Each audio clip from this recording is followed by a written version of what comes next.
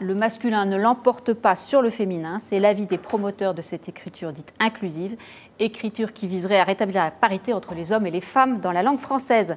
Ainsi, les noms et les adjectifs sont systématiquement écrits au masculin et au féminin. On va en voir un exemple à l'écran avec ce point médian dont on va parler.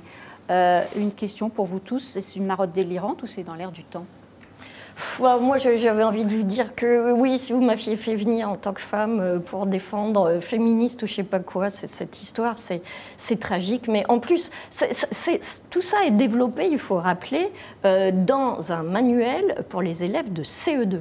J'ai envie de dire, mais qu'on laisse nos enfants tranquilles, quoi. L'orthographe est déjà suffisamment complexe pour qu'on ne vienne pas leur... Alors, je sens que Caroline Michel est en train de vous couper l'herbe sous le pied à tous. Là.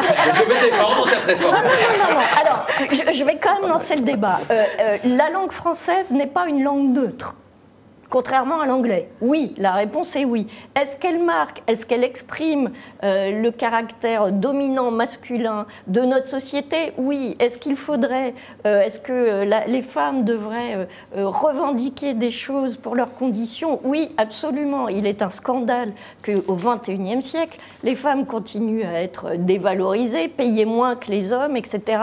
Est-ce que le sujet est très important? Oui, chaque jour, on a des exemples dans notre vie que la place des femmes est très loin d'être l'égalité de celle des hommes dans la rue, mais c'est pas le lieu. C'est pas le lieu. Et alors qu'on me démontre que le point inclusif, qui n'est même pas, qu'on ne peut même pas exprimer à l'oral, ce qui me gêne, c'est le point médian. Vous parlez du point médian.